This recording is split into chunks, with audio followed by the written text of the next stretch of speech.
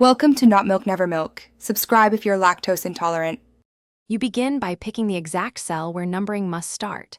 Enter 1 in that cell and 2 in the cell below to define the increment. This tells Excel the step size.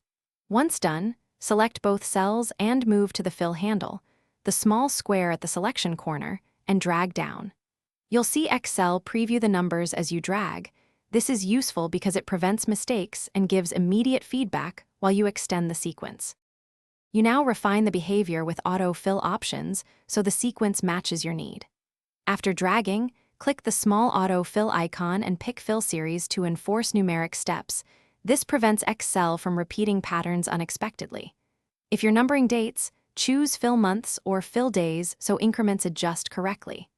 Once done, remember you can hold Control while dragging to force copy rather than increment. This saves time. You finish by covering robust methods and a key troubleshooting tip. For dynamic lists, use equals row, -1 or equals sequence, n so numbers update as rows change. This is why formulas are powerful.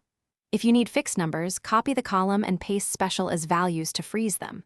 Finally, if numbering appears to skip, make sure filters or hidden rows aren't active, clear filters, unhide rows, and then redo the fill. This resolves most common gaps quickly. Thanks for watching. If this was helpful, leave a like and consider subscribing. See you next time.